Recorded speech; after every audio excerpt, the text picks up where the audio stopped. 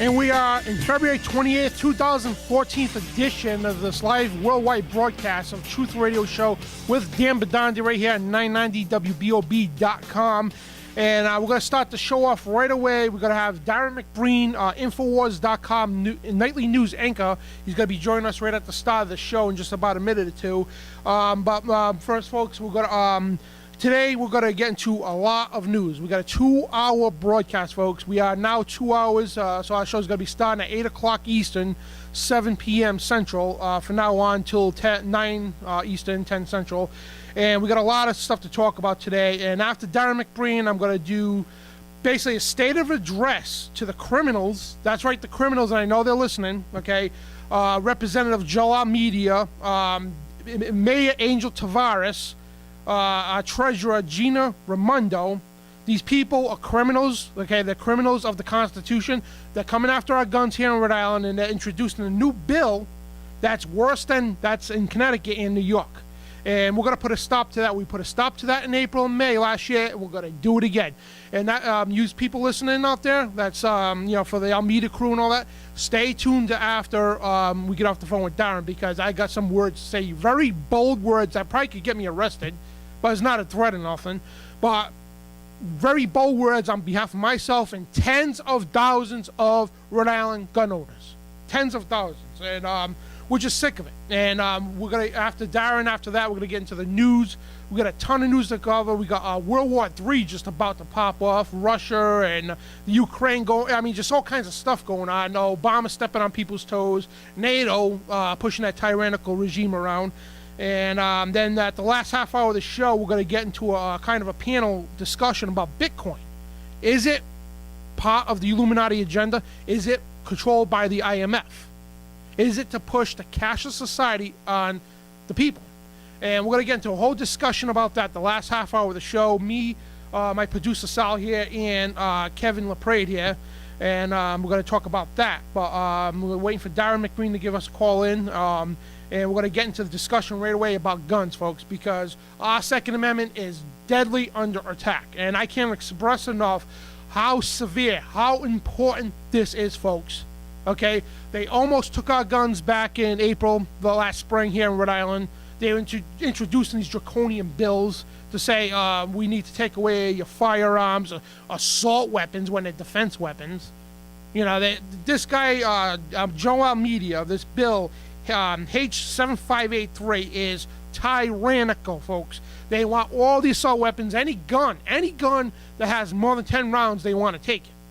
But these criminals do not understand, okay, how, and they can't answer this question. They can't. And if there's any liberals out there, anyone out there for gun control, I want you right now, I can't because I got my guest coming in, but later on if my guest goes off, please call into the show. Please explain one thing to me, okay? I just want to hear one thing. I got a question. Anybody that's for gun control, I got a question. How the hell does taking and restricting firearms from honest American citizens take guns away from criminals? How? I mean, look at Operation Fast and Furious by the BATF, the Bureau of Alcohol, Tobacco, and Firearms. Red-handed caught giving firearms to the Mexican drug cartels, all in an attempt to blame the Second Amendment. And they got caught red-handed. The New Mexican mayor was trying to press charges on the federal government. I mean, it all came out, folks. But the thing is, nothing gets done about it because it's the ATF, it's the federal government, it's the Obama administration. And they don't tell how the CIA runs drugs into the country all the time, the opium fields, the cocaine, now the marijuana, everything else. And it's all controlled, folks, all of it. And they're taking our rights away. They're attacking, we're going to get into the news later on how they're attacking the First Amendment. The Fourth Amendment, the Supreme Court's now ruling say that cops could come into your home without a warrant as long as one party in that house consents to it. And folks, we are under attack, folks. This is 1776 all over again, folks. And anybody who wants to study U.S. history, go back to 1774, 1775, and know what the Founding Fathers, know what your ancestors went through. Because we are going through the same exact thing right here and right now, right here, not only in Rhode Island, but the entire country. New England is under attack. Connecticut, of all places, the Constitution state. the Constitution state, and they can't have a firearm. And we're going to get into that too, how a letter was sent out to the gun owners that didn't register. They're saying, oh, it's a felony. You're going to be brought up on charges, basically, if you don't turn in your guns. You have to sell them. You can't register them now. You have to sell them to a gun store or turn them in. This is an attack on the Second Amendment, folks. And you got these criminals in the state of Rhode Island, okay? They are trying to push these draconian bills. And, you got Angel Tavares, okay? The guy, okay? The guy, I know, from what I know, he does have a good heart with certain things, okay? But the thing is, they elect these Latinos, not being racist at all, okay? I know a lot of great people, Latinos, great countries and everything. But they elect the Latinos that don't know too much about the Constitution.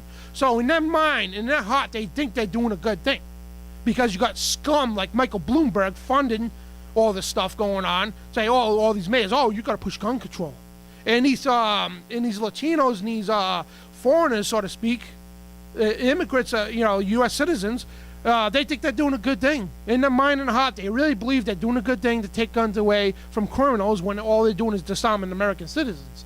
It's like me going to Portugal, me going to Puerto Rico, me going to Colombia to say, oh, I'm going to do this and that, and not, because I don't know their Constitution, I don't know their history.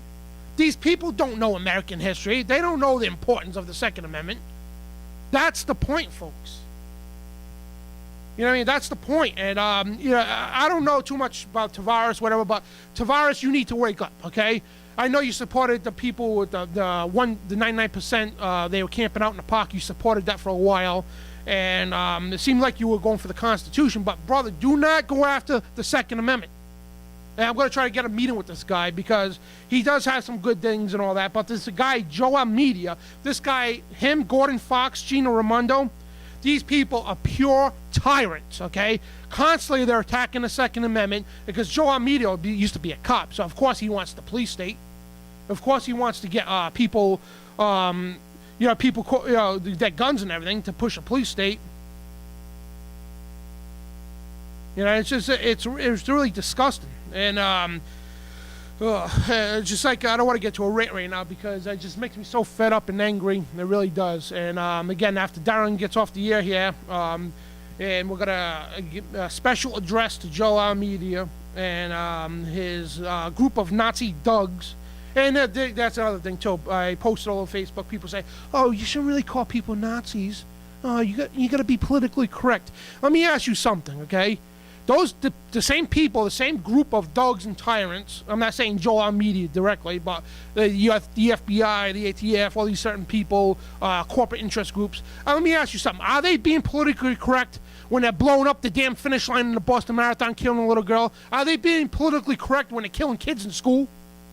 So don't tell me I got to be politically correct. And I call it how I see it. These people are Nazis, all right? Pure, straight-out Nazis, because Hitler did the same damn thing.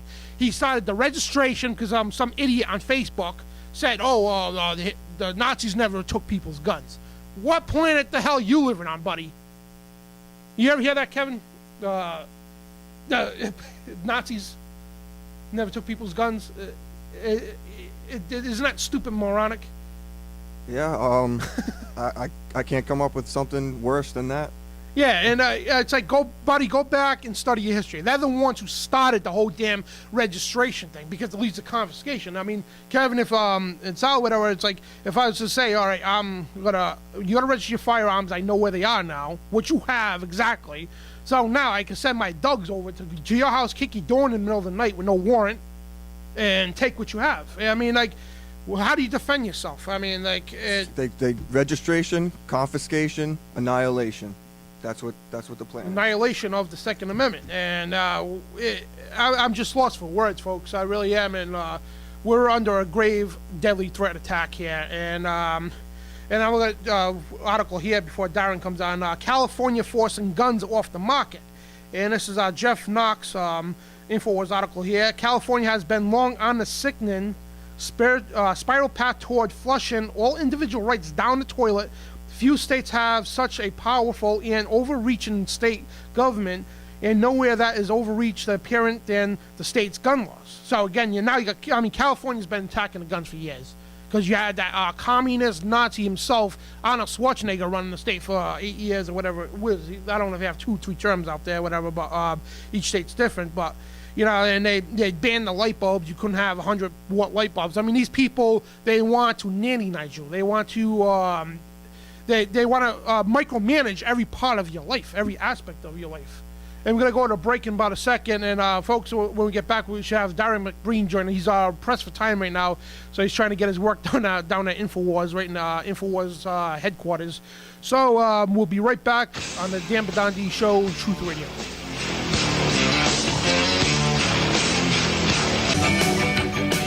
And welcome back to the Dan Bidondi Show on Truth Radio on 990WBOB.com. And we got Darrin McBreen from Infowars.com. He's the Infowars nightly news anchor. And Darrin, how you doing, brother? Real good, buddy. It's a privilege to be on your show. Thank you, man. And what is the first and foremost thing on your mind these days? Well, I missed the first part of your broadcast, but I don't know if you guys were addressing all the attacks on our Second Amendment, but what about what's going on in Connecticut right now? I mean, the state has ordered everyone to turn in their unregistered firearms or face felony arrest. What do you think about that? It's unbelievable. Yeah, we did touch upon the whole attack on the Second Amendment here in Rhode Island and Connecticut, and this is unbelievable, Darrin. I mean, like, all the years we've been involved with the stuff, I never seen it more worse than it is now. Well, here's the thing. I guess some people, there were a number of people who did try to register their guns, but their applications were rejected for various reasons. Some people, I guess they missed the deadline, and there were others who failed to meet the requirements because some people, God forbid, had more than 10 rounds of ammunition. They had 30-round magazines, let's say. So they were rejected, but then they were put on notice because, see, now, Dan, they're in the system. Because the state can now prosecute them because now by trying to register their firearms, they now got into the system. And once again, this is proof positive that gun registration leads to gun confiscation. And I was saying, before you came on in the last segment there, there was a couple people trying to tell me that the Nazis didn't confiscate people's guns. I'm like, what kind of planet you living on? It's like, oh, this is unreal, man. I'm lost for words. It's this whole thing. No, look. The last 6 or 7 genocides in the last century have all occurred in countries where they have banned citizen ownership of firearms. And, Jesse Ventura, he's a regular on the Infowars nightly news or on the Alex Jones show. And one day he was on the show and he was telling us that he was physically in the Philippines the day that Ferdinand Marcos declared martial law and became the dictator. And what's the first thing that he did? That was to give the Philippine people 2 weeks to turn in their guns, or it was the death penalty. Now, why would a dictator make his first and foremost objective to have everybody turn in their guns? Well, that's easy. That's because dictators, they do not want armed citizens to oppose them. And let me tell you something, folks. The Second Amendment in our country, it was not put there for hunting and fishing. It is there in case we need to fight an oppressive government. That's it, cut and dry. Absolutely, and it says there's no interpretation. It says it clear as day. A kid could understand what the Second Amendment says, and I don't know where these people get. And then they use excuse. Well, the militia is a national guard. Well, hello, the Second Amendment was written hundreds of years, 150 years, if I'm not correct, before the National Guards were established. It's like, that's right. And you're talking about kids could even understand it. What about the public school systems today? They are totally out of control because they're the ones who are brainwashing children into thinking that all guns are bad. And I've been reporting on this for the past year or so, and it seems like every week or so we hear these horrific stories about punishing children all over the country for playing with toy guns. And we're talking, Dan, little kids, kindergarten kids, 5 years old, kicked out of school for playing with guns made out of Legos. There was a 5-year-old, that little girl who was suspended for bringing a pink bubble gun to school, and they called it a terroristic threat. And don't forget about the Pop-Tart. She needs psychiatric evaluation. Dan, she's 5 years old. It's a pink bubble gun. And don't forget about that deadly Pop-Tart that was shaped into a gun that could have killed the whole school. Oh, it's ridiculous. I mean, you don't even have to have a toy gun anymore to get suspended because now In the land of the coward and the home of the slave, they are kicking out school children for making hand gestures, their fingers into guns. And I shit you not. I mean, this happened. And folks, if you don't believe this, it's a Google search away. Just check it out. Truth is stranger than fiction. There was a 5-year-old boy in Oklahoma, and I think it was Maryland, where a couple of kids were suspended from school in the United States of America for playing cops and robbers. And I know it's totally absurd, it's insane, but it's not just brainwashing. This is abuse. This is abuse, and it's far from over. The abuse will continue because, as you and I both know, this is their agenda. Absolutely. And I worked down there with you guys for a good 6-7 months, whatever, and I seen the stuff come in, because we pull up news articles from all over the world, and it is relentless, especially in the United States, how they're attacking kids, everything, for even a keychain. The kid won right in Coventry, Rhode Island here. He got it from a carnival. He dropped it out of his bag, and some other kid picked it up and started playing with it, and that kid, who owned the keychain, got suspended. This is unreal, man. Well, look, we need to pray for our nation's children because they are being targeted big time through the school system, through vaccines, through GMO food, through the fluoride in the water supply, you name it, the propaganda machine on TV, movies, video games. The children of this country, they are at serious risk, and I pray to God every day that we're able to at least save as many as we can. Absolutely, and I know from firsthand, man. I know the intense work that goes down at the Infowars headquarters in Austin, man. And you were down there, my friend. You were in the trenches. Not only you're still in the trenches, Absolutely, and it's immense. I mean, if it wasn't for our spiritual faith, and I can speak for you too on this, if it wasn't for our spiritual anchor in God, man, I don't know where we would be. That's how entrenched it is. That is the truth, and I think what we're dealing with right now, it is truly a national emergency because the United States, in my opinion, it has been completely taken over. We have a shadow government, a criminal element, rogue government, if you will, that's in charge. And the enemy is no longer foreign. It is domestic. It's the enemy within. And this government, we have a government that spies on the American people. It launches false flag terror attacks against its own citizens. It starts illegal and unjust wars for resources and imperial control, and they are hell-bent on destroying what's left of our constitutional republic in order to establish a one-world government in its ruins. And the truth will not be televised because you and I both know, Dan, that the same forces that have infiltrated our government, they've also taken over the mainstream media. But I think the good news is that the American people, a lot of them, are finally starting to wake up to all this. Most people, they no longer trust the mainstream media. And the numbers show it. I mean, networks like CNN, MSNBC, they are on a dramatic decline. Meanwhile, independent media outlets like yourself, like Infowars, I mean, we are skyrocketing. And that's because people are hungry for the truth. They're beginning to understand that America is in dire straits, and they want to know what's really going on, and they want to be empowered. And I think deep down, we all want to do something about it. We don't want to be this armchair activists. We want to get out there and make a difference and do something about all this. Absolutely, and not going off the subject, but how does it feel from the neocon Kincaid calling Alex Jones and all of us that work for Infowars Kremlin? We work for the Kremlin, I guess, according to Kincaid. That's you know what? That went right. I didn't even hear about that. That's Kurt Nimmo's article. It came out yesterday. Really? Kincaid, Alex Jones, Infowars worked for the Kremlin. Oh, come on. We hear that kind of stuff all the time. So you never know. What's interesting, though, is a lot of these people like Geraldo Herrera, for example, remember when he gave us the bird when we were protesting in New York about 9/11? Yep. And he said, these 9/11 truthers, what a disgusting group. These are some of the most disgusting people I've ever seen. And look at Geraldo. Now, Alex just interviewed him a couple of months ago, and he's turned around. He says, look, now I can see that there's a lot of questions that need to be answered.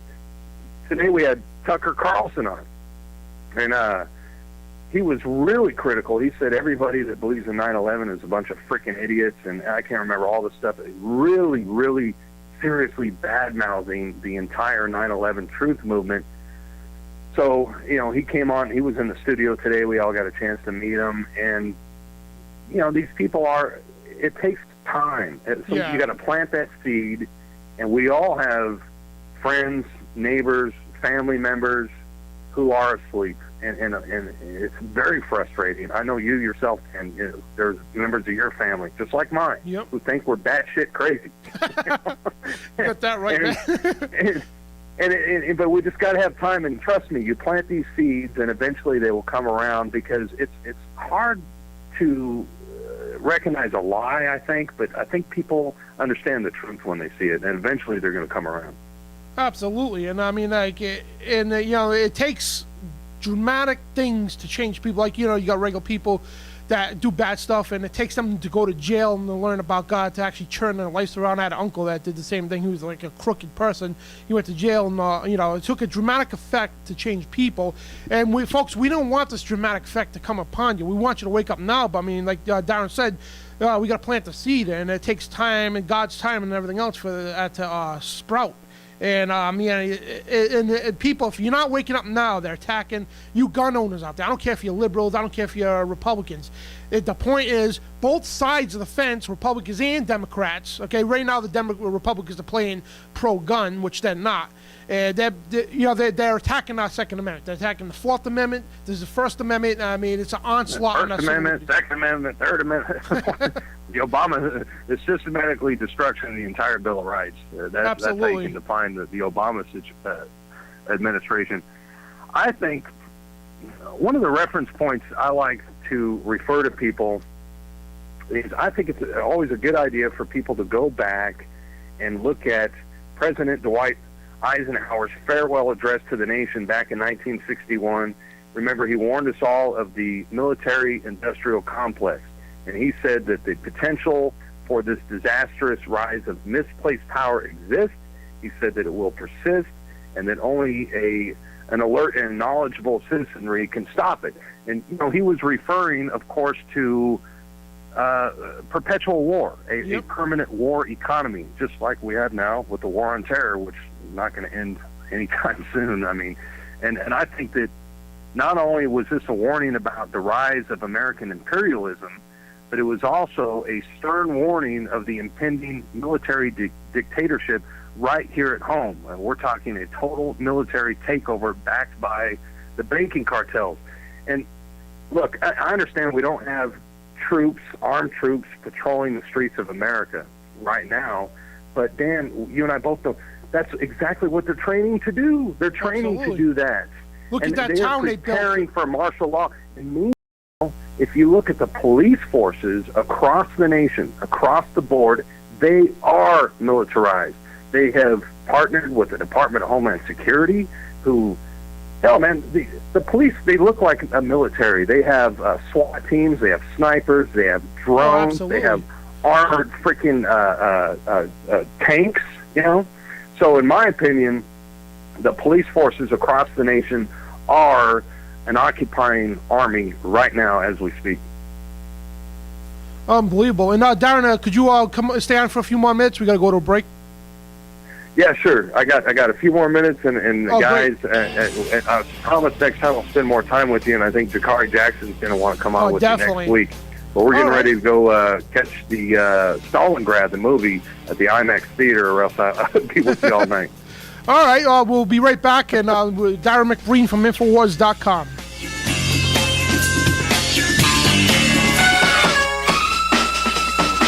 And welcome back to the Truth Radio Show with Dan Bidondi. And folks, we will not be ignored. The truth's coming out, and it's a runaway train that the New World Order will not stop.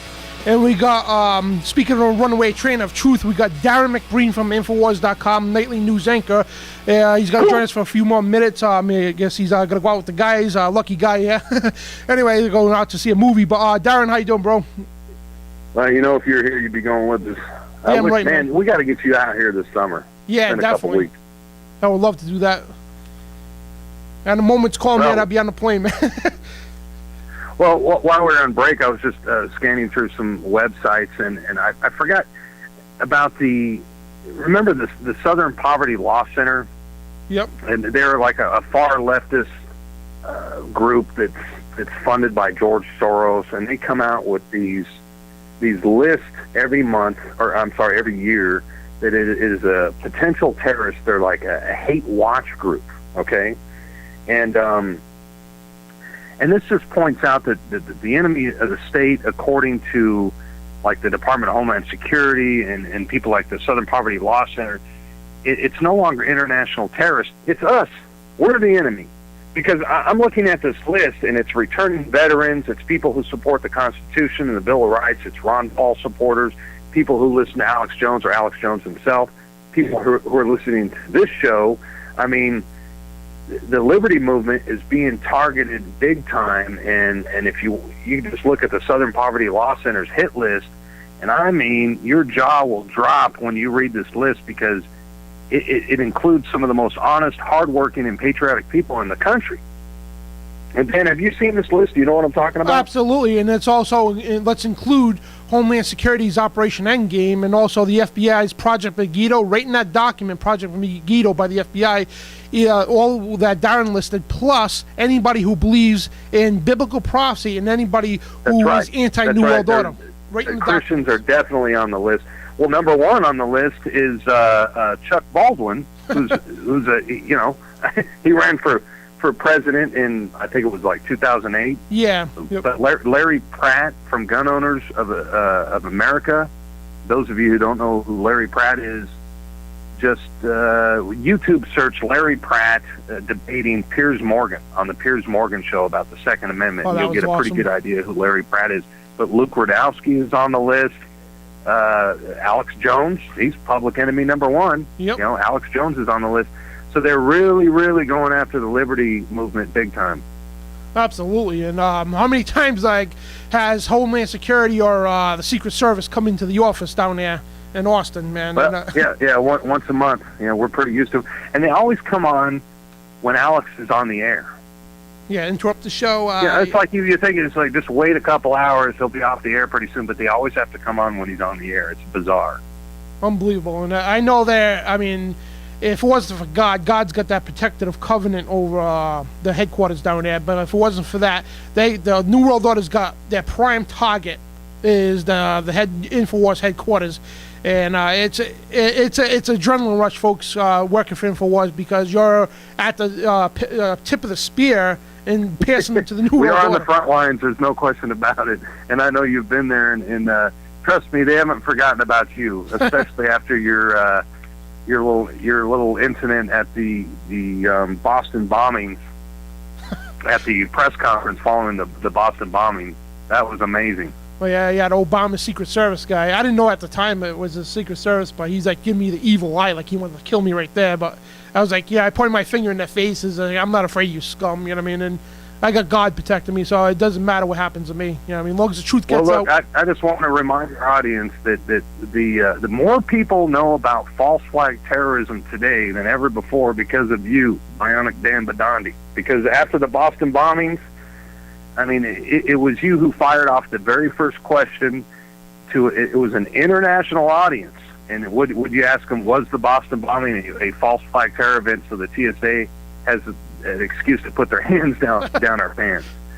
And, the establishment media and the government authorities, I mean, they were freaking out after they heard that one, because how dare somebody go into a press conference and ask a real question? So, and the result was the term false flag terrorism became the #1 Google trend in the internet searches. So that's the way you fight the info war. The Kraken. And, I got Kevin LaPrade. He was my cameraman with me in Boston. He was in the trenches with me, and he just wanted to say hi to you real quick. What's up, Darrin? All right, Kevin. what's up, Kevin? Hey, buddy. What's up, bro? Yeah, he was the one with the camera, and it was crazy. And that was great. And let me tell you something, guys. We were at the Infowars studios, and we heard that you had gotten in there, and obviously, we put the TV stations on, and we were recording everything we could. And I thought, man, I hope Bidondi gets a question in there, and we'll definitely recognize your voice if it's you. And I thought maybe 15, 20 minutes, maybe you'll get a question in there.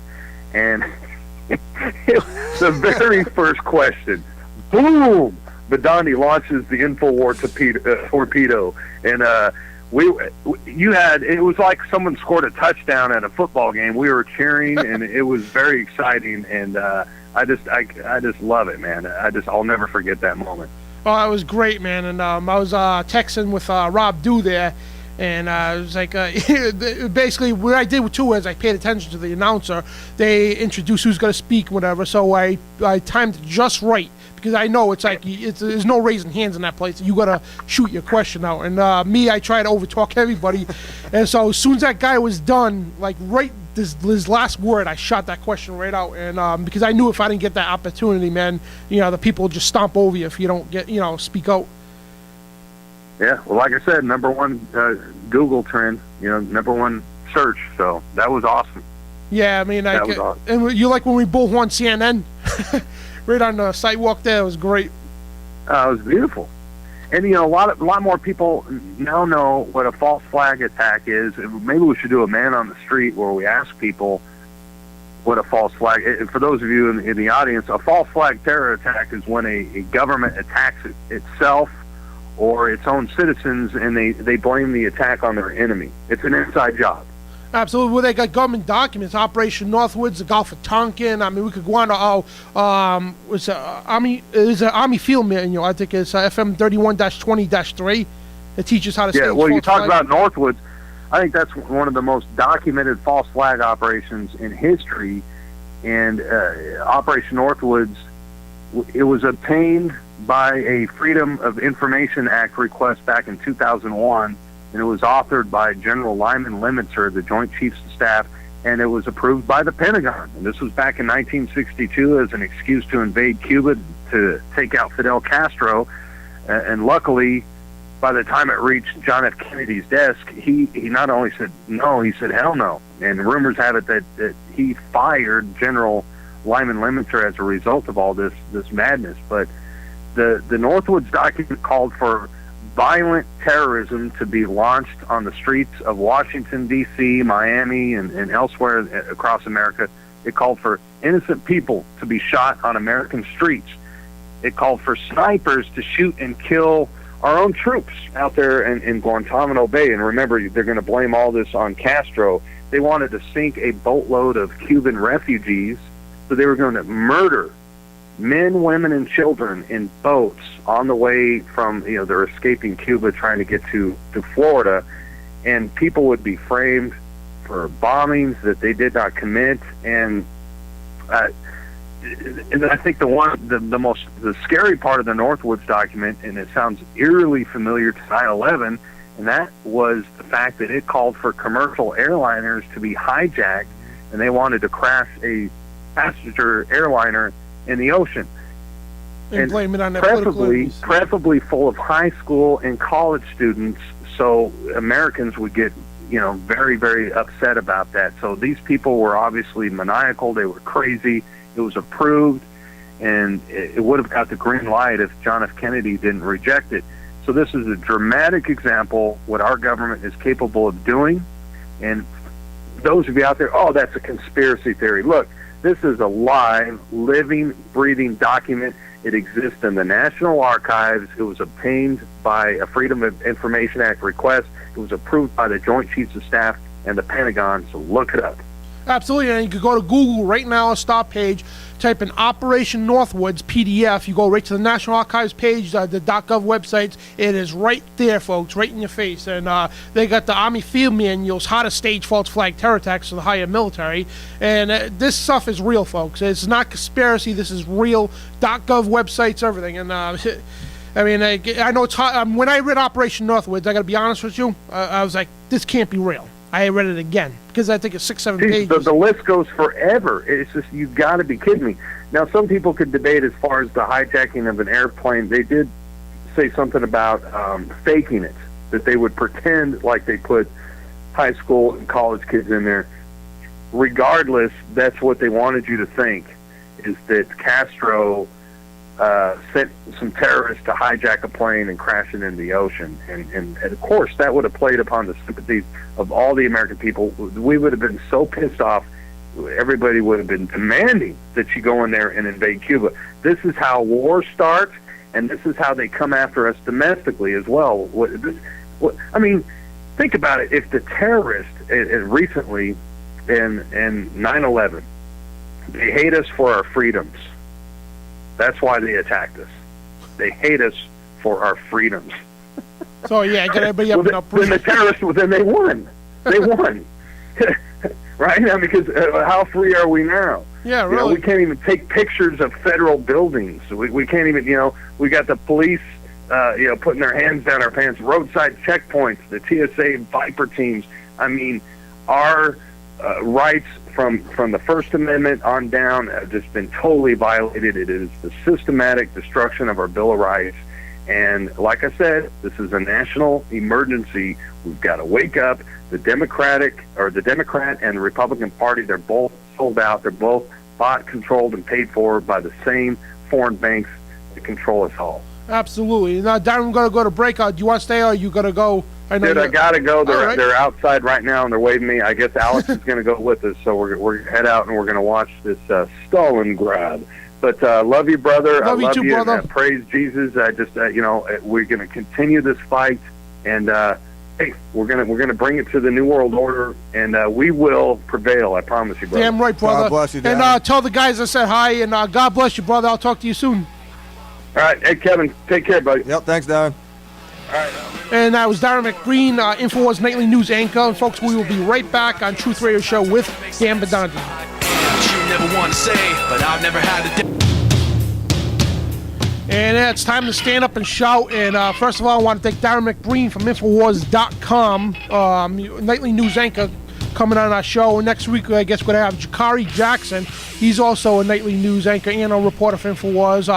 Me and Jakari Jackson, basically, me and him won the reporter contest, and we were the first ones down there to become reporters for Infowars. And Jakari, the guy, I can't say enough about him. I mean, like, I was a big fan. I voted for him. Like, for the contest, I didn't vote for myself. I voted for Jakari. And, the voice, he's got a perfect voice. And, yeah, David Knight. David Knight's so slick, okay? He's got a great tone of voice, but he sticks it to you in a polite, pleasant way. But he just grinds that screwdriver right in the heart of the corruption. And everybody in Infowars has got their individual talents. And Darrin is just amazing. He makes the nightly news. And basically, also, when you see these cool graphics, when you go on Infowars.com, you see the cool graphics and the little videos before and after the show with the graphics and the different animation.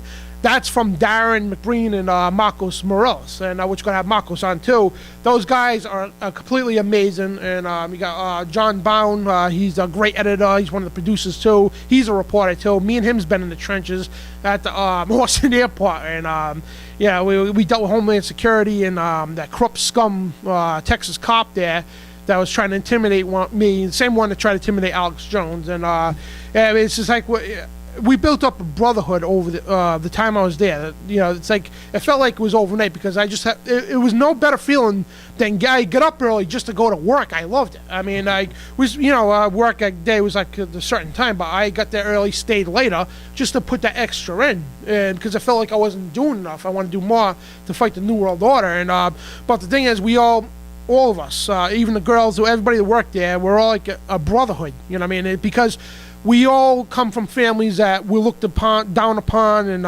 we're all like-minded people in one place, and we know our primary mission. We know it's a divine mission of us being there, and all of us from all over different parts of the country in this certain place that's the pinnacle of this fight against the New World Order. And the experiences with Alex Jones, everything, I got to know Alex personally, and Alex is one of my role models into the radio business, and it was just like all these guys. Rob Dew, he's the mastermind behind the whole nightly news. Without him, man, I don't know. All these guys. You got Wes down there, one of the producers. He's the technical guy. You got CJ. Just all these guys down there. So many to name, but and the people work there. Everybody works cohesive as a team. Gigi Arnetta, David Knight, all these guys, and yeah, we just had a blast. Melissa Melton, Aaron Dykes. It was just like, it was so great.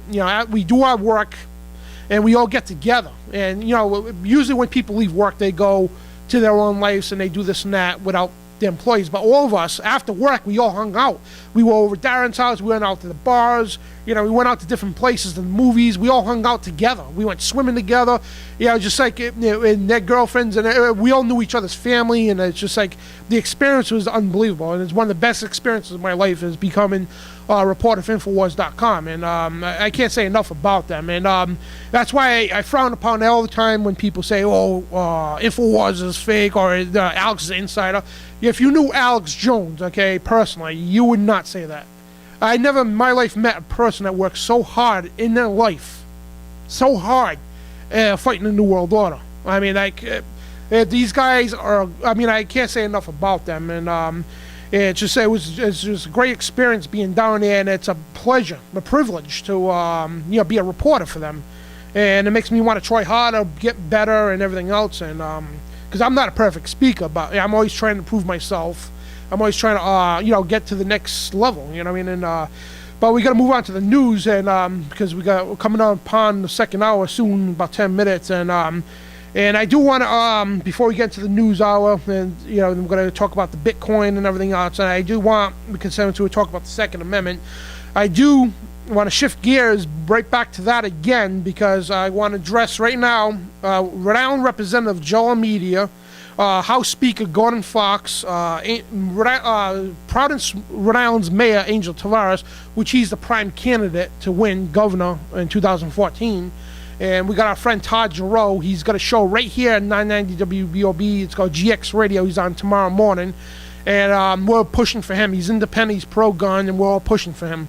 But the thing is, Angel Tavares is the favorite to win, and he's going after the guns. He said if he has to, he'll go to Washington himself to push his gun bills, to take the guns off the streets. And folks, we are under attack, and I just want to address right now, and this is my address to the state of Rhode Island, okay, to these criminals that I mentioned. Gina Raimondo, she's a Rhode Island treasurer. She's going to be running for governor, too, which I don't think she's got a chance in hell, if you ask me, but... Anyway, these people, okay, they are attacking relentlessly the Second Amendment. And I'm telling you right now, I'm going to come see every single one of you. Okay, I'm going to confront you with the camera. I'm going to ask you the hardball questions. And if you don't answer me, guess what? When you go to a public meetings, okay, when you run for election, public meetings, I'm going to be right there in front of the whole public addressing these hardball questions to you. And you damn well better answer them. And if you don't answer them, you just make yourself look stupid. And I got called out by their followers on their Facebook, so right-wing conspiracy theorist. I'm not right-wing. I'm an independent constitutionalist. Okay, I want to state that right now. I'm not a Republican, and I'm not a Democrat. I am what the Founding Fathers were, independent constitutionalists. George Washington, in his farewell address, warned us, do not get involved with political parties because they're corrupt. The Democratic Party, on record, was created by the Freemasons for the purpose to divide America politically. And they were created by corporate interest groups, the Republican Democratic Party, to divide America because they don't want a united front. That's why, if I see a good Republican, I'll support him. If I see a good Democrat, I'll support him. Like right here, what's his name? He's got a show here. Ed Doyle. Ed Doyle. He's running for a representative or something, and he's a Democrat. But he's pro-gun. I support the guy. And how could you support a Democrat? Well, he's got good views. I support some Republicans. But on the higher levels of presidency, I don't support either one of them because they're all corrupt. But it's just like I want to address to you guys right now that are pushing these gun bills. We're coming after you. Okay, we're going to come after you politically. And I'm telling you right now, I'm telling you, the governor, the state police chief O'Donnell, the colonel, whatever you are. Okay, I'm telling all of you right now, do not stop. I don't care how you take it. You write this down, record it. I don't care. Okay, I don't care what I'm risking by saying this. Okay. Do not start a war that you will not win. I'm telling you right now. 250 plus years ago, the British tried to do the same thing. And guess what? They lost. And guess what? This time it's not fair because back then they outnumbered us. We were like 3% against them. Well, guess what? We're thousands to one against you people. Do not put your officers' lives in jeopardy. And those, there's tons of state troopers out there in Rhode Island here, tons of city cops that are good, honest people. They support the Constitution. They're oath keepers. But do not put their lives in jeopardy, because I'm telling you right now, okay, the day you come to round up the citizens' guns, just like the people in Connecticut, you better listen up right now. When you dare to go confiscate people's guns, guess what's going to happen? You got to start a damn revolution. And if you do not know American history, that's why they get these Latinos in power. Not that they're bad people, because they don't know American history. They don't know the importance of the Constitution. Well, I'm going to give you a little bit brief Rhode Island history. Joe Almeida, and Angel Tavares, and Raimondo. Let me give you a little Rhode Island history here. Okay? When they took the guns, guess what happened? Their revolution popped off. Right here in Rhode Island was the first state to declare its independence away from Britain because of Britain wanted our guns and because they wanted to force a religion upon us. Rhode Island was founded on that measure to have free religion and for us to have guns and our freedoms. And we were the first to declare war against the British.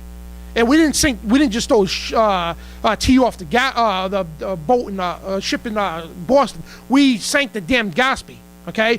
And the one thing about Rhode Island is, okay, we might have little stupid things here and there, it's a little corruption, whatever, but one thing about Rhode Island is, we're the only state right now, besides, because you got we're in the middle of Mass and Connecticut, who are swamped by these Nazi dogs that rob their gun rights. Okay, Rhode Island, we stopped the bill back in April, and we're going to stop it again. Because one thing about Rhode Island is, okay, we don't take too well to tyrants, okay? We don't take too well to people who want to take our guns. And I'm telling you right now, do not start a war. Almeida, Governor Chafee, Colonel O'Donnell, Gordon Fox, Gina Raimondo, whoever the hell you are, okay? Do not start a war you will not win, okay? Do not start a war. Do not try to tempt what the British failed at, because you will lose, and you will lose bad. And the worst thing about it is, you got to put because there's a lot of corrupt cops, whatever, but there's a lot of good cops. You got to put these poor guys' lives at stake here. Because I'm telling you right now, when you back the honest American citizen up against a wall, we come out firing. Okay, you fire upon us first, we will fire back. I'm telling you right now, we're not going to fire the first shot. But we never want to fire no shots at all. We don't want to kill nobody. But you know what? You come to take our liberties, our freedoms and all that, and you shoot upon us, guess what? We're shooting back. You might have all the tanks and everything else, but we got tens of thousands to your one person. Know that. And I guarantee that most of your state troopers, O'Donnell, most of your police, Chafee, are going to back down from your orders, and they're going to join the Republican. I guarantee that. Because I know a lot of the state police and all that belong to the Oath Keepers that will refuse the orders for confiscation. And if you want to bet on that, go ahead and try it. Fire the first shot and see what happens. And nobody wants this to happen, but I'm warning you right now, okay? Do not attempt to take our guns. And media, leave our damn guns alone. Take that bill back, because we're going to shove it right up your ass in plain English. And we're going to go to break, and I'm just fed up, right? I am. I'm sick of it, and there's people in the truth movement, political correctness, don't say Nazi. Screw you, all right? You don't belong in the patriot movement if you think that. Because you think these Nazi bastards, okay, political correct way, they're killing up the damn Boston Marathon, killing kids in schools because they want to take our guns. I'm sick of it. It's over. The line's been drawn, it's over. And we're going to go to break. We'll be right back in our second half. Stand up and shout. And we are back on the second hour of this February 28th, 2014 edition, transmission worldwide on 990WBOB.com. And you listen to the Truth Radio Show with your host, Dan Bidondi. And thank you, Darrin McBreen from Infowars.com for coming on. And I'm not going to get back to that rant again, because I got stacks of news I need to cover. I need to. I got to keep my mouth shut. But, I already said what I had to say to our media and all these people. A direct message. You want a war, you got to get a war. And you will not win, I guarantee that. Nobody wants war, but you will get it. And we're going to go to, I wanted to do the quote of the day before we ended the segment, but time goes by too fast. And the quote of the week, I should say, this is from George Washington. I got 3 quotes here about guns, okay? I want you liberals out there, you people listening that love of media and of this gun control, listen to this, okay? All right, I want you to listen very carefully. George Washington said, "A free people ought to be armed," okay?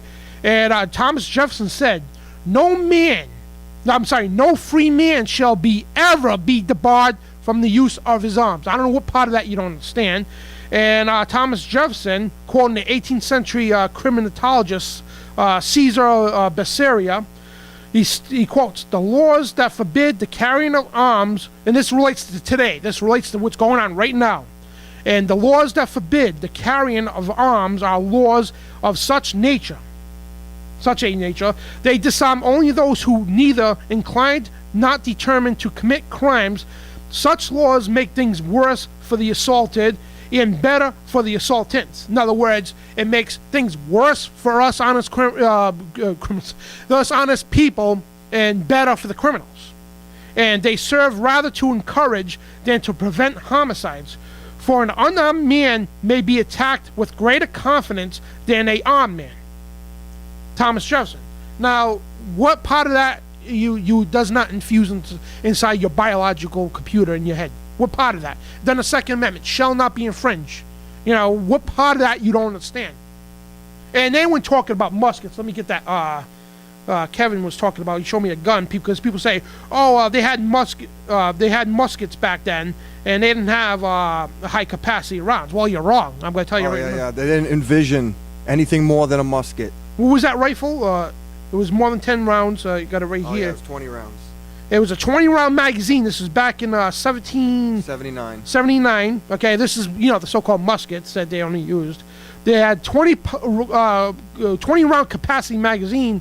It shot up to 150 yards effectively, and it's called the Girandoni, Girandoni rifle. It was a .46 caliber projectile. So now you got to tell me, it was just muskets? 20 rounds, folks? You know what I mean? Come on.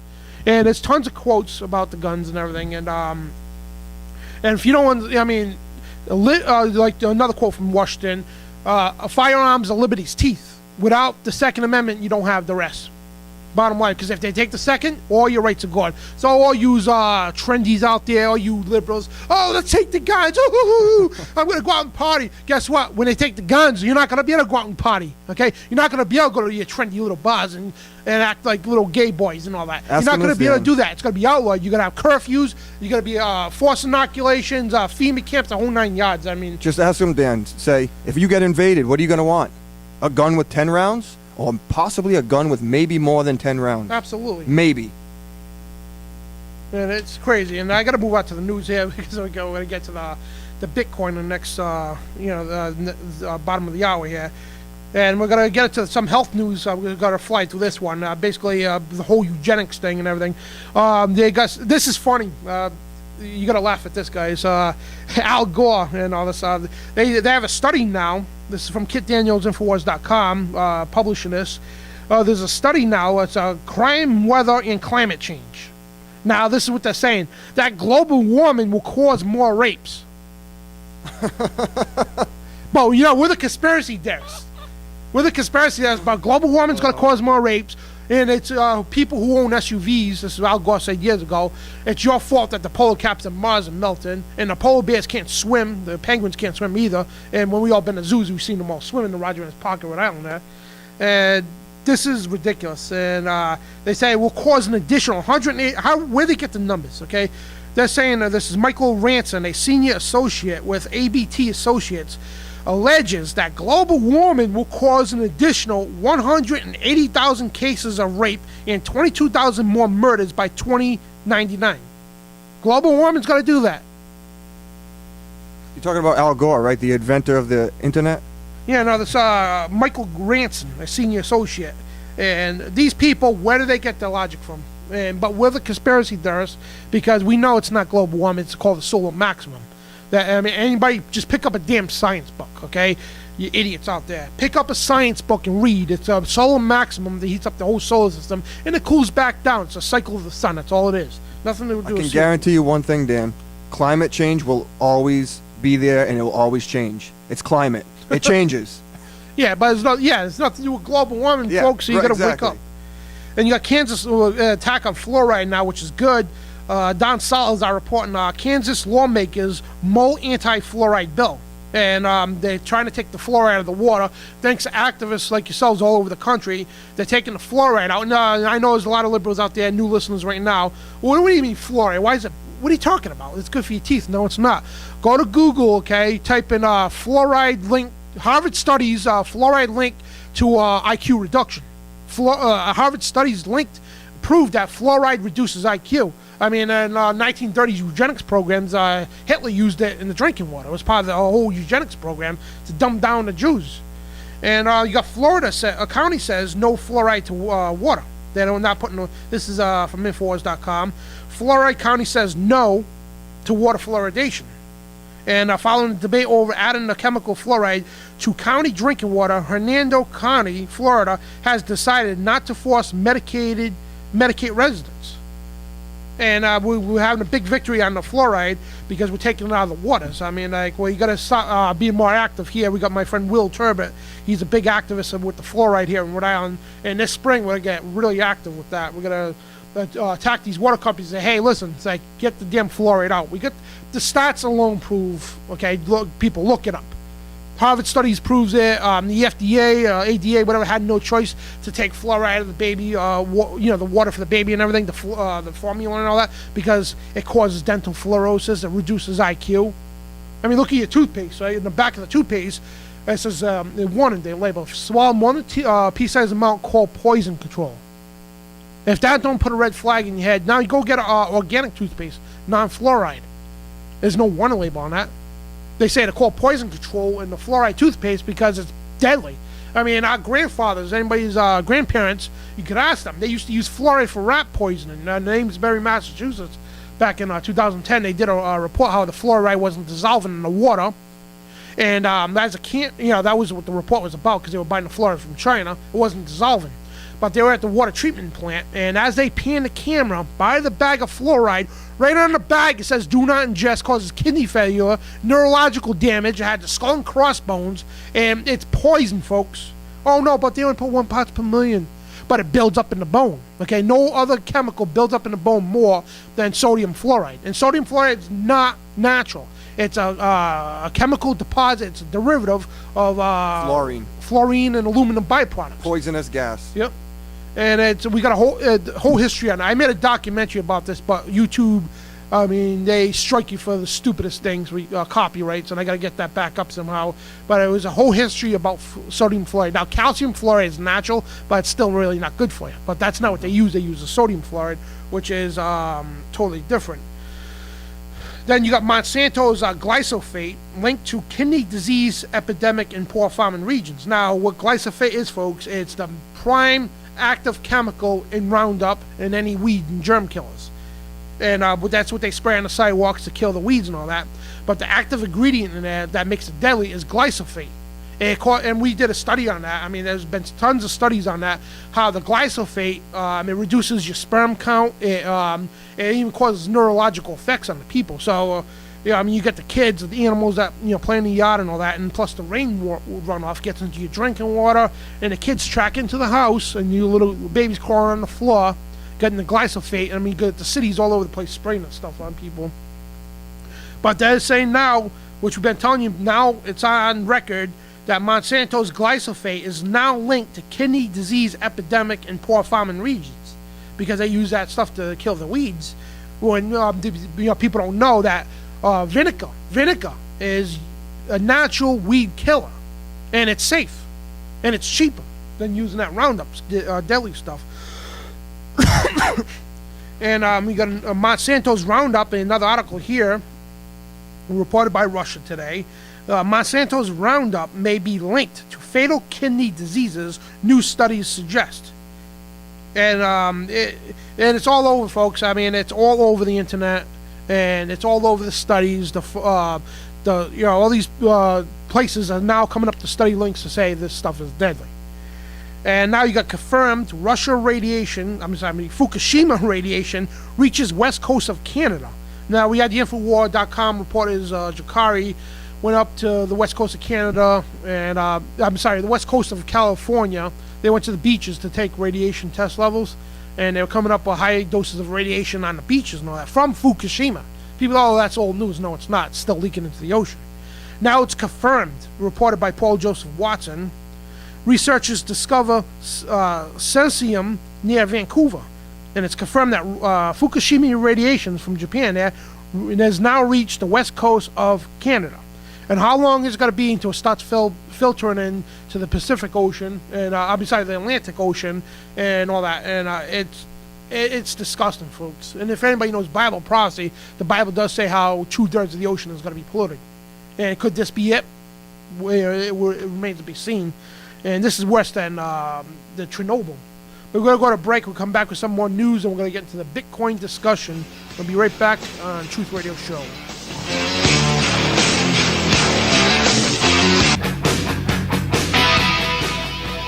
And welcome back, folks. And we are basically steps away from World War III. We got Russia. We got the United States. The whole war, could it be beginning again here in 2014? For it's been about 30 years now since the threat of a Cold War. And could it be happening again? And folks, there's a lot of stuff going on, and tons of stuff going on.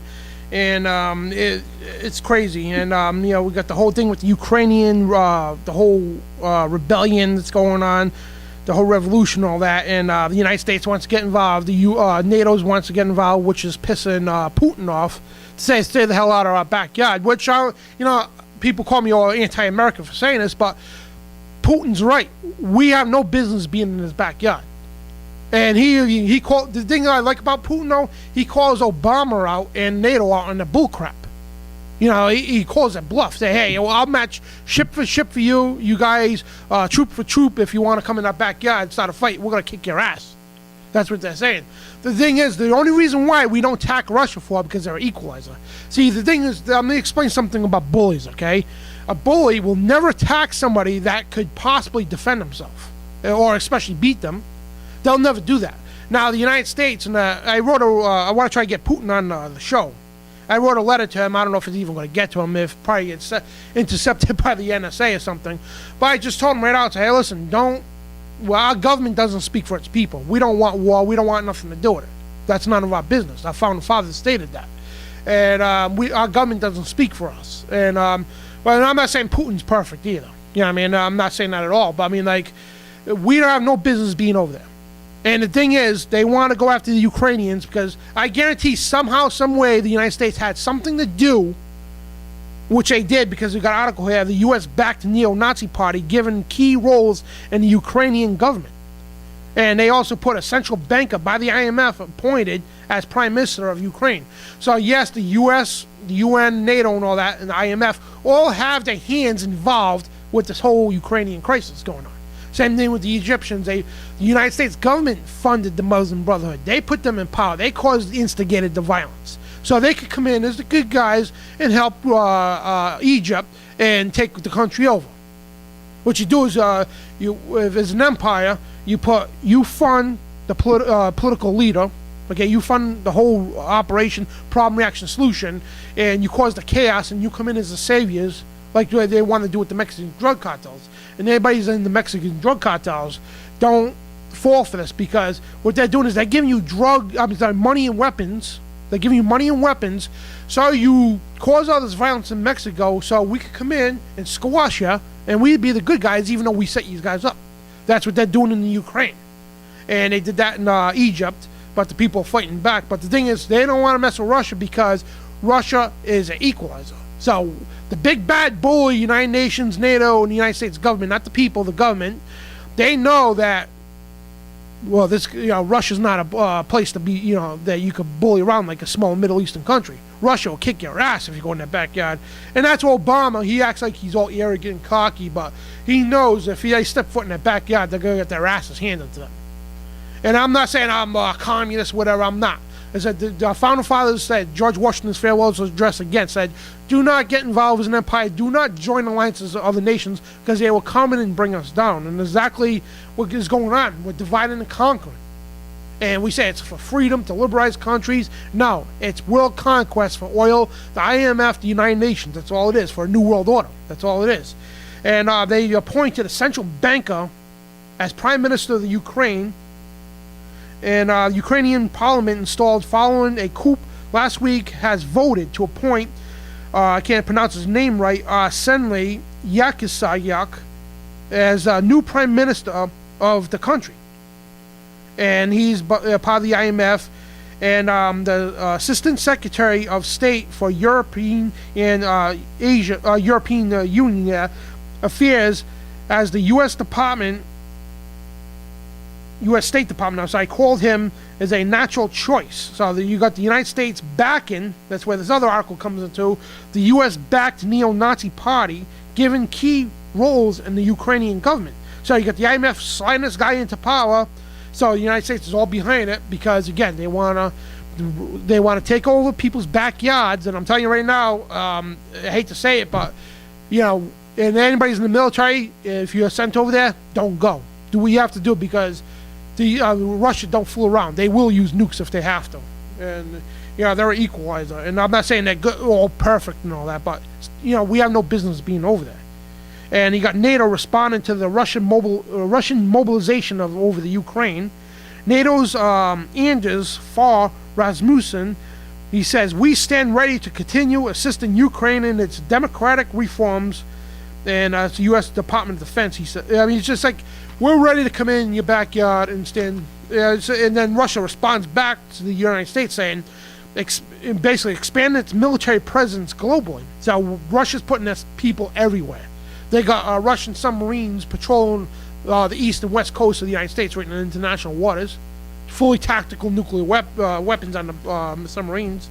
I mean, they're not fooling around, folks. We're on the verge of World War III. You got China and Japan ready to go at it, and you got North Korean threat. I mean, we are on the brink of World War III. I mean, there's no doubt about that. And then you got the peace talks with Israel, and this is all biblical stuff, folks. If you don't believe in the Bible and you can't see real world stuff matching 100% with the Bible, I mean, you really need to get your head checked. I mean, then now you got the majority bulk out the idea of government policing the news.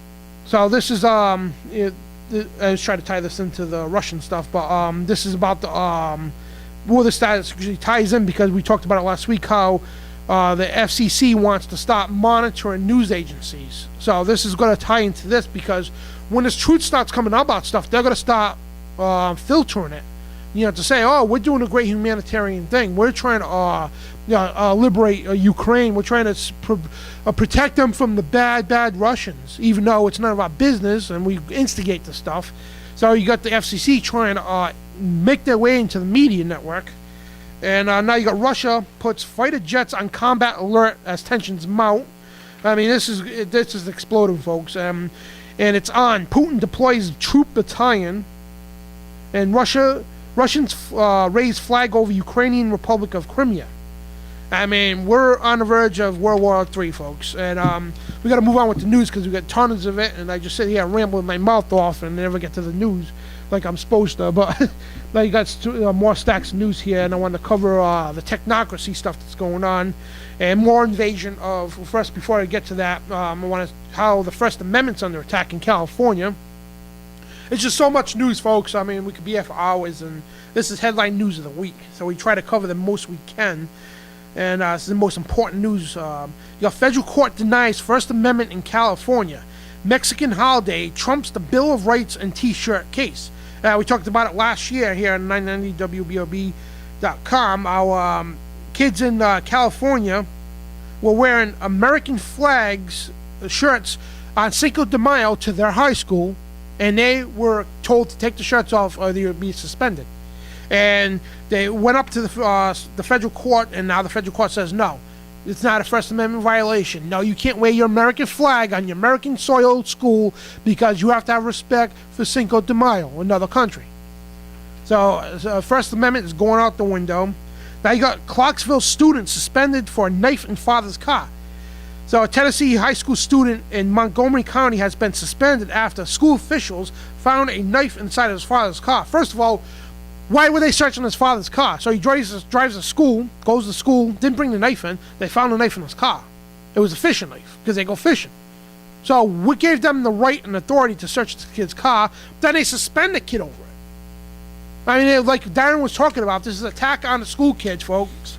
I mean, this is unreal. And we are just like, we're just getting bombarded by this tyranny, folks. And speaking of tyranny, the technocracy state here is unreal. I mean, now you got cybersecurity experts ask if Apple floor was really NSA's back door.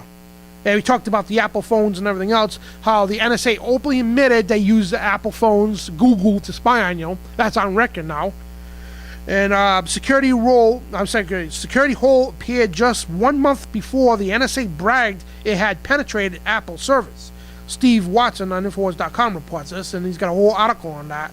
And Apple and Google admitted that yes, the NSA used them, and they used the social media networks to spy on the people. And now you got California's smartphone kill switch bill is proposed to go nationwide, because California last week proposed a bill that would kill smartphones so people can't record cops, they can't record things that's going on. So they sent out a signal from the police car that kills any transmission in the area. It kills your smartphone. You can't use it. It's unable to use at all. Now they're proposing it to go nationwide. So this is attack again on the First Amendment, folks. And this is crazy stuff. And it's Illinois lawmakers introduced identical legislation. Same thing is from Illinois, but same thing from California. They want it nationwide now. Because God forbid, you can't record the cops, you bad boy. Yeah, and, now you read it here. First, government spies on innocent people via the webcams, laptops, and Xboxes. And latest Snowden leak confirms story Infowars first broke it years ago that yes, the government is using Xboxes, webcams, and laptops to spy on you. Look at the laptops in Pennsylvania a couple of years ago. They were giving the students laptops, and they're bringing them home. And once they get online, they were monitoring the kids at home, watching them from their webcams. Sick stuff, man. Perverts. And you got TSA pre-check program, another mass invasion of privacy. USA Today, as the program grows, security experts question whether it is thorough enough.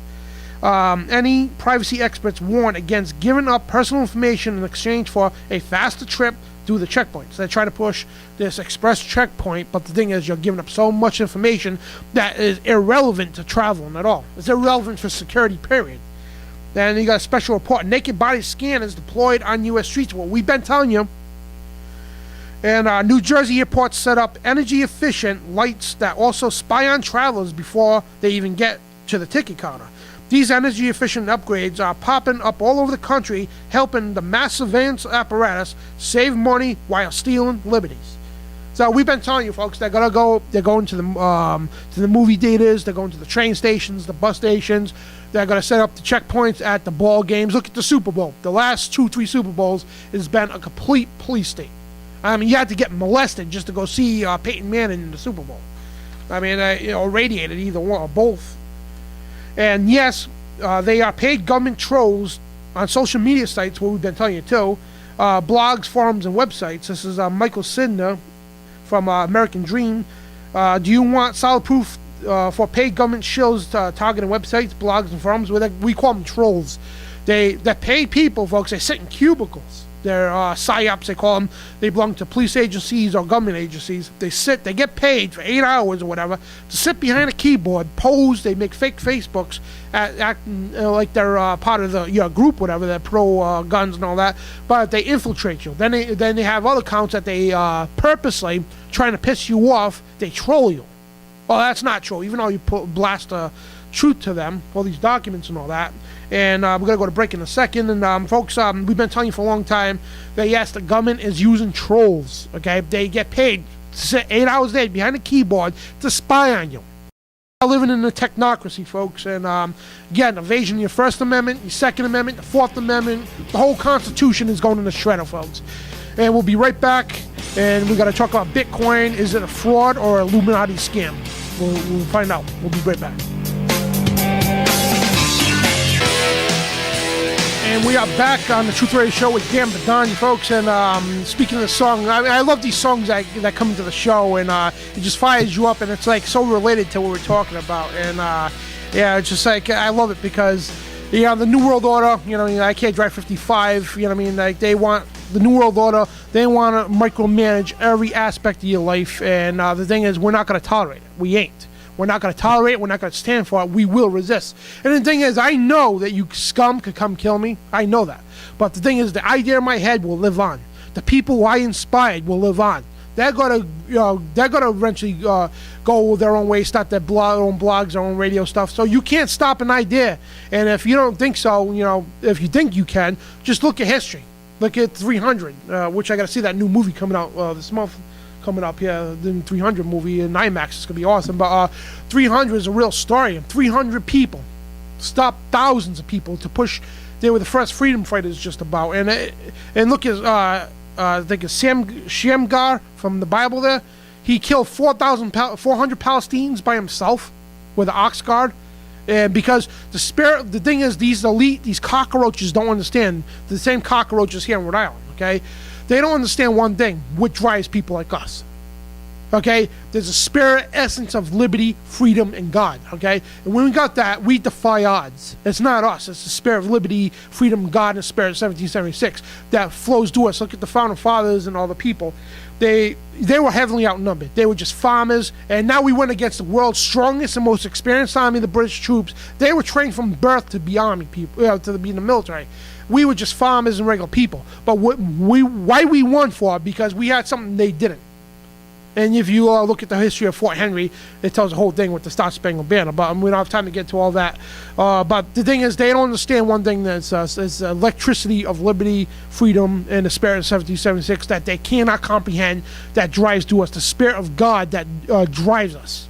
That gives us special abilities that we don't even know or understand we have, that could defeat the odds. I mean, I'm not going to get too much into that because we're going to move on. It's just like it's like anything else, folks. I mean, we just got to fight and fight and fight and fight until these cockroaches stop. That's what's going to happen. It needs to be done, and we need nothing shorter than a revolution. At this point in time, we need nothing shorter than that, because we are overwhelmed with cockroaches, folks, and we got to start exterminating them. Bottom line, and I'm not calling for violence, whatever, but something's got to be done. And we're going to shift gears here. We're going to move on to our topic of the night, Bitcoin. And we're going to be joined by Kevin LaPrade and our producer Sal. It's going to be a little panel about this. And based about Bitcoin, this is a new fad called Bitcoin. Now, I was talking to Mark Dice. I was talking to Doc Marquise about this. And Mark Dice made some videos. Actually, I'm going to try and bring Mark Dice here on the air to talk about this sometime. Is this a good thing, or is it a scam to push the cashless society? Now, I know there's some shows on here that support Bitcoin, but they don't understand the aspect of it. What are your thoughts, guys? Sal? Well, yeah, I'm all for a variety of currency, competition of currency. I think that's a good thing, and anyone who's coming out with new currency, new ways of having business and having, separate, isolated economies as opposed to this completely managed economy is a good thing. But yeah, we can't rely on this particular currency as the solution or the savior, because it's so virtual. It doesn't really exist, and it fluctuates, and it's very suspicious to me. I'd much rather have a hard currency, sound money, as some people like to call it. And but yeah, I'm all for the currency, the competition and the variety. I especially like the fact that Bitcoin is pissing off the establishment, and that right now, in fact, there was earlier this week a senator suggested the regulators start to ban Bitcoin. And anytime something upsets these elites and these global fascists, I really enjoy that. So I like to see more of this, more different forms of currency, more independent economies. What about you, Kevin? Could that just be part of the plan, the bigger plan, though, possibly, Sal? Yeah, it's possible. I mean, of course, like Dan was saying, they want to go to a cashless society, and that's right. The big push, to have some kind of electronic currency or a virtual currency that, you in order to achieve or compete or incorporate yourself into the economy, you have to be a participant in their system. You have to be tagged, regulated, restricted. And so, yeah, going to electronic currency, would be very suspicious for me. Cashless society is not the way to go. And that's really what they're pushing. A lot of people I talk to, like, I'm all against money. They don't understand money and currency can actually be a way to free society from slavery. And depending on just one form of currency or one dictated form of currency like we have now is a form of slavery. So we need that variety. But yeah, I don't know about Bitcoin. I don't necessarily support it. I think I'd be suspicious of it if I was a business owner, and but at the same time, it's good to see that there are people out there trying to come up with a solution for the monetary system, which is about to collapse, and we better have something to replace it when it does. Well, absolutely. I mean, it's like you guys said, it's playing into. It's a good thing because it pisses the establishment off. But the thing is, we got to look at it. The thing is, I'm not saying I'm totally against Bitcoin, okay? But there's red flags that go up in my head big time, big ones. And what's going on? It's like nobody knows who really created it. Nobody knows who's controlling it. They say, oh, it's just a hacker or whatever. You don't know that. There's no buddy monetize the Bitcoin or nothing. And it's on the hard drive. It's not, I mean, who's to say a hacker can't counterfeit that stuff? You could counterfeit a Bitcoin quicker and easier than actually a dollar bill today, because he has all these holograms and chips on it now. But the thing is, well, it's going against the Federal Reserve. That's a good thing, yes. But the other thing too, you got to remember one thing: the Federal Reserve, okay, they're not the pinnacle of evil. Okay, there's bigger devils above the Federal Reserve. That's called the IMF. They're bigger devils above the Federal Reserve people. Now, the Federal Reserve people, they don't know. They don't know the elites' agendas, the pinnacle elites' agendas. They think the Federal Reserve, that kind of currency we're going to use, whatever. So anything that goes against them, it's an enemy. But the devils above them, it's playing into their favor. Sure, Homeland TSA, we had an article, I didn't even get to, how TSA confiscated a passenger. I had one of the articles, yeah. They confiscated Bitcoins from the passenger, detained the passenger because he had Bitcoins. So you just shown that, yeah, it's pissing off the establishment. But the thing is, who's to say that's not a ploy? Because if it makes it forbidden, it entices people even more. Anything forbidden entices people more. So how do we know this is not a scam? And the whole thing about this is the whole thing about this. Okay, it's pushing a cashless society. Sal was just talking about. A cashless society is electronic. It's paperless money, no paper, no coins, no nothing, no gold, no silver. It's cashless. Now, that's the elite's global agenda. The number one agenda is to push a cashless society on the RFID, radio frequency identification devices, which the Rockefellers and the globalist elite already said. That movie, Freedom to Fascism. And they openly said that, you know, they explored in that movie how the elite want everybody fitted with an RFID chip. They're going to pass it off as a medical device first, which is in Obamacare, pages 1001 to 1008. They're going to pass that first as a medical device. And since everybody's already fitted with the medical chip, they're going to institute the cashless society, which is going to be created by the IMF and the G20. Because they're constantly trying to create a world currency. When that's created, they're going to put it on to your RFID chip. And just like the Bible says, nobody can buy or sell without it. And this is the elite's global plans. That's what they want to do. And now the red flag here is Bitcoin playing into this agenda. The only thing that I can keep on coming up in my head is, Dan, is if anything ever happens, what do you want? Do you want Federal Reserve notes stacked in your back room? Do you want Bitcoin stacked in your room? All of this stuff to me is a dead end overall. Even if you look at the gold and the silver, I love gold and I think silver. I think those are great commodities to have. I mean, if you can afford it, have some gold and silver on hand. But if anything ever happens, what do you want more? If I have gold and silver and you have other stuff, food, guns, ammo, what do you want more of if anything ever happens? Do you want gold and silver, or do you want food, shelter, guns, ammunition, more important things? Well, yeah, and people out there invest in gold too, Bitcoins and all that. All right, with Sal, I was talking to Sal earlier today. He brought this up. What happens if the whole system goes down? Your Bitcoin on your phone and all that? Junk.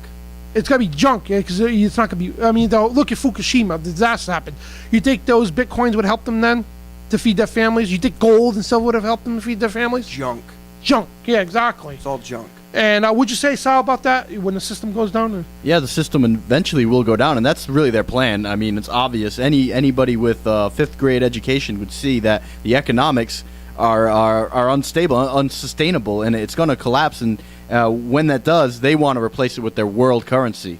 But what we need is just the opposite. We don't need one world currency. We need a variety. Like, we need millions of currencies. We need the variety is what keeps life going in nature. Yeah, and you see variety is what makes things succeed. And the reason is because if the one thing that you have fails, then you're kind of screwed. And that's the situation we are in, not only in America but in the world, with the U.S. dollar being based on the good faith and credit of the United States government, which is an idea, an abstract, subjective idea that's about to be obliterated. What are we stuck with? We're stuck with nothing.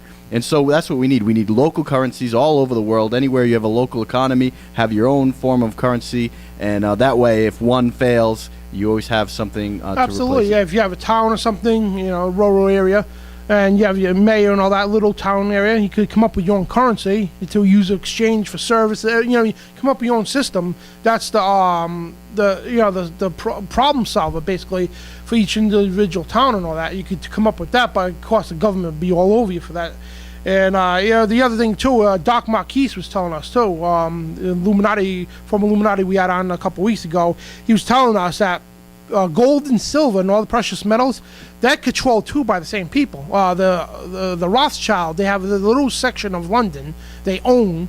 Them themselves are a representative every day, comes out to the world markets to tell people what gold and silver is going to be worth. So and that's why I said it's a great gold heist. I made a video about this. People look at China, they're buying gold, right? If the Rothschild said tomorrow, guess what? Gold's going to be worth $5 an ounce. China is gone, bankrupt. All those jewelry companies buying people's gold, gone, bankrupt. And like Ken was saying too, and I've been saying, the only thing you should be investing in, the far most important thing, guns, ammunition, storable foods, water purifiers, survival equipment. That's going to save your life. Sandy, look at the Hurricane Sandy. Look at Fukushima. Look at all these Katrina. Was that all that stuff worth anything? The people who had food, storable food, survival equipment, the hurricane in Haiti, the earthquake and all that. You know what I mean? The people who had stored food and all that, they're the ones who survived the better out of everybody. We're going to go to a break. We'll come back. We'll discuss more of this and talk about a little bit about the police state. We'll be right back on Truth Radio Show with Dan Bidondi.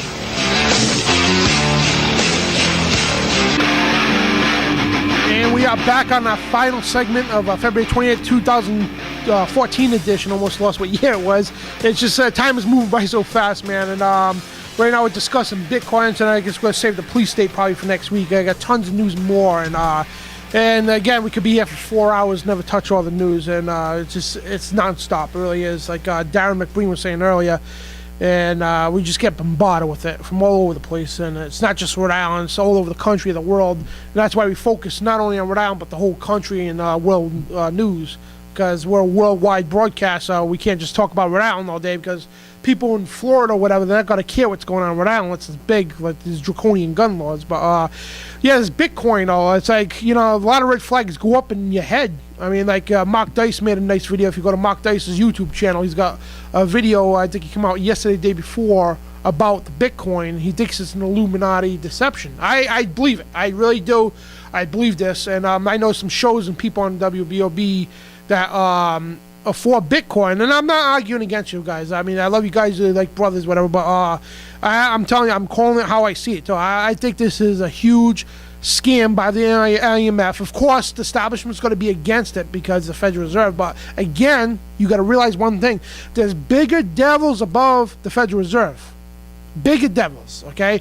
Their goal is a cashless society, and what better way to get the truthers, okay, to get the liberty movement involved in the cashless society is to make it, we're going to confiscate it, we're going to stop you at checkpoints and confiscate your Bitcoin, we're going to have the FBI go confiscate billions of dollars of Bitcoin.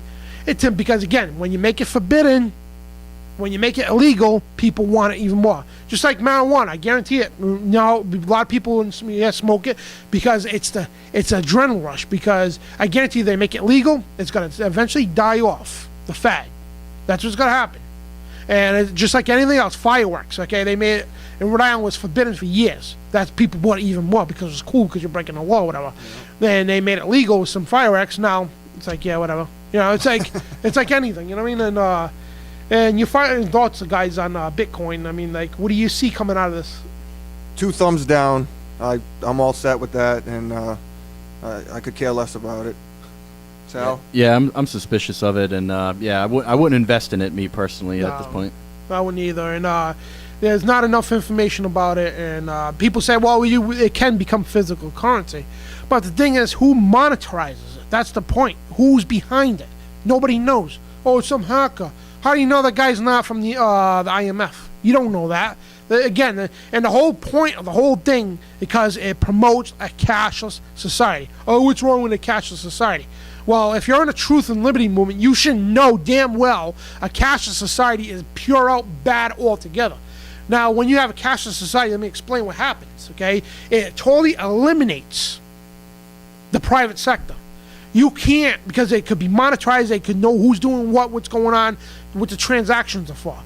It will eliminate yard sales, tag sales, flea markets, garage sales. You couldn't pay your neighbor to come paint your house or fix your car. What they would do is like, all right, I'm gonna now we're in the cashless society, just to say we got the Bitcoin going, whatever cashless society we have now. All right, hey Kevin, you're come over and fix my car tomorrow. I need my brakes done. All right, I'll come over. Yeah, 40. Just give me $40. I transfer $40 to your Bitcoin or whatever, chip or whatever. Now it's got to go through the system. Well, why are you giving Kevin that? Oh, well, because he fixed my brakes. All right, I'm going to tax you and him. Now, first of all, let's look into Kevin's profile. He's not a certified mechanic.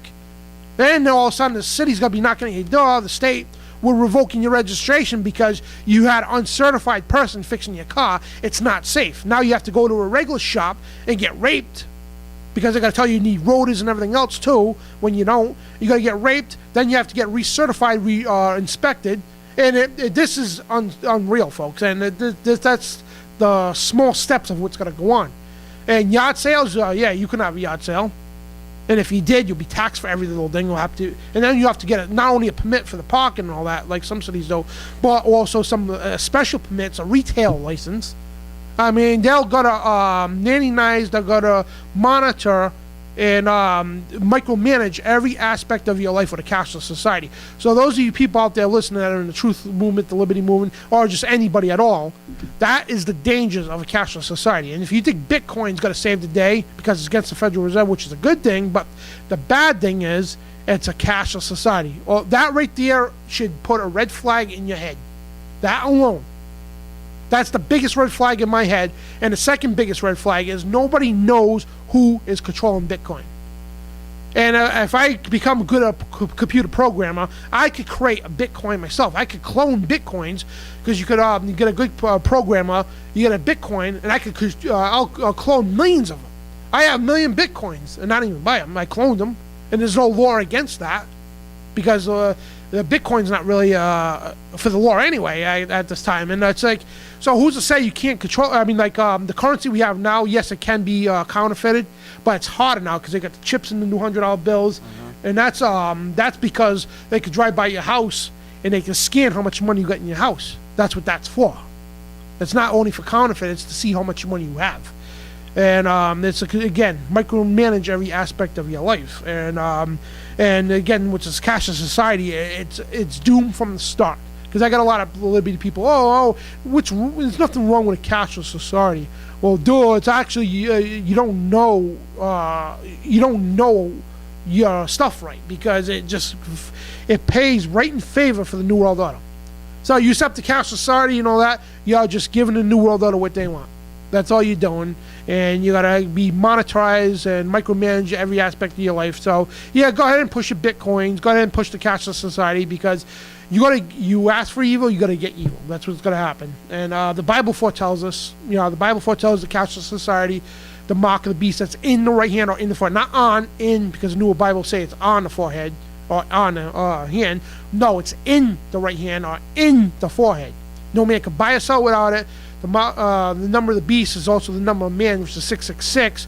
But key words: he who has wisdom and understanding, let him calculate the number of the beast, for it is also the number of man, 666. 666 is a human biometrics number. Have you ever seen the Da Vinci painting with the guy with his arms, legs spread with the circle? That's the golden ratio of a human being, 6 by 6 by 6. 666 is a human biometrics number. They're going to pass it off the RFID chip as a medical device first, And they're going to institute the cashless society already on your chip. And if you don't obey the government, you don't obey rules, they shut your chip off. You can't buy or sell without it, and you're doomed.